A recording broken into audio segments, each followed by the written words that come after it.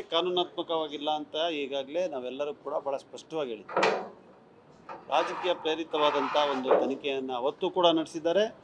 ಇವತ್ತು ಮಾಡ್ತಾ ಇರುವಂಥ ದಾಳಿ ಕೂಡ ಅದೇ ರೀತಿಯಾಗಿ ರಾಜಕೀಯ ಪ್ರೇರಿತ. ಇದು ಕಾನೂನಿನಲ್ಲಿ ಅವಕಾಶ ಇಲ್ಲ, ಕಾನೂನಿನ ವಿರುದ್ಧ ಅಂತ ನಾನು ಸ್ಪಷ್ಟವಾಗಿ ಹೇಳಲಿಕ್ಕೆ ಬಯಸ್ತೀನಿ.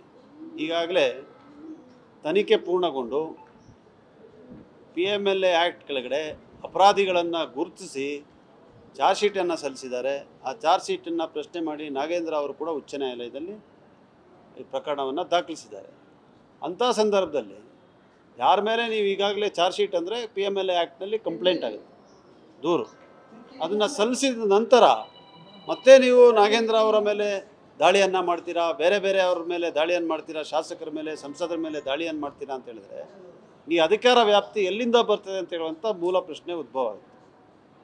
PMLA ಆ್ಯಕ್ಟ್ನಲ್ಲಿ ಮತ್ತೆ ಮುಂದುವರೆದಂಥ ತನಿಖೆಗೆ ಅವಕಾಶ ಇದೆಯೇ ಅಥವಾ ಇದು ಮರು ತನಿಖೆ ಅಂತ ಹೇಳುವಂಥ ಎಲ್ಲ ಪ್ರಶ್ನೆ ಕೂಡ ಕಾನೂನಾತ್ಮಕವಾಗಿ ಉದ್ಭವ ಆಗ್ತದೆ.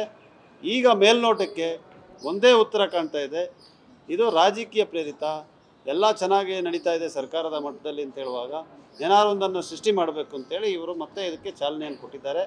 ಮೊನ್ನೆ ಕೂಡ ನೋಡಾ ಪ್ರಕರಣದಲ್ಲಿ ಯಾವುದೋ ರೀತಿಯಾದಂಥ ಜಪ್ತಿ ಅಂತ ಹೇಳಿ ನಾನು ಮಾಧ್ಯಮದಲ್ಲಿ ನೋಡ್ತಾ ಇದ್ದೆ. ಅವರು ಕೂಡ ಪ್ರೆಸ್ ರಿಲೀಸ್ ಮಾಡಿದ್ರು. ಅದಕ್ಕೊಂದು ಭಾಳ ದೊಡ್ಡ ಮೌಲ್ಯವನ್ನು ತೋರಿಸಿ ನೂರಾರು ಕೋಟಿಯನ್ನು ನಾವು ಜಪ್ತಿ ಮಾಡಿಬಿಟ್ಟಿದ್ದೀವಿ ಅಂತ ಹೇಳುವಂಥದ್ದನ್ನು ಇವರು ಪ್ರಕಟಣೆ ಮಾಡಿ ಜನರನ್ನು ದಾರಿ ತಪ್ಪಿಸುವಂಥದ್ದು, ರಾಜಕೀಯವಾಗಿ ಎಲ್ಲೋ ಇವತ್ತು ವಿರೋಧ ಪಕ್ಷಕ್ಕೆ ಲಾಭ ಸಿಕ್ಕುವಂಥ ಕೆಲಸವನ್ನು ಇವರು ಮಾಡ್ತಾ ಇದ್ದಾರೆ. ಇವತ್ತು ಆಗ್ತಾ ಇರುವಂಥ ರೈಡ್ ಏನಿದೆ, ದಾಳಿ ಏನಿದೆ, 3-4 ಜನ ಶಾಸಕರು, ಒಬ್ಬ ಸಂಸದರು ಕಾಂಗ್ರೆಸ್ ಪಕ್ಷದ ಮೇಲೇನಿದೆ, ಇದು ಖಂಡನೀಯ, ಕಾನೂನು ಬಾಹಿರ ಹಾಗೂ ರಾಜಕೀಯ ಪ್ರೇರಿತ.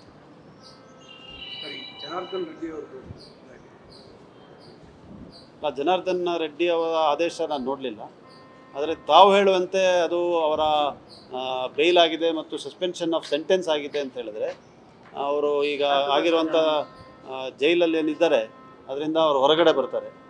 ಆದರೆ ಅವರ ಶಾಸಕ ಸ್ಥಾನಕ್ಕೆ ಅನರ್ಹಗೊಂಡಿರೋದೇನಿದೆ ಅದು ಹಾಗೆ ಉಳಿತದೆ.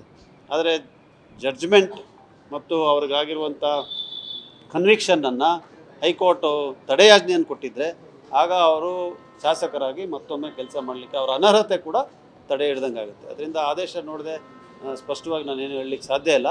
ಆದರೆ ಬರೀ ಸಸ್ಪೆನ್ಷನ್ ಆಫ್ ಸೆಂಟೆನ್ಸ್ ಆಗಿದ್ದರೆ ಅನರ್ಹತೆ ಹಾಗೆ ಉಳಿತದೆ, ಅವರು ಹೊರಗಡೆ ಬರಲಿಕ್ಕೆ ಸಾಧ್ಯ ಅವಕಾಶ. ನ್ಯೂಸ್ ಫಸ್ಟ್ ನಿರ್ಭೀತಿಯಿಂದ ನಿಮ್ಮ ಪರವಾಗಿ.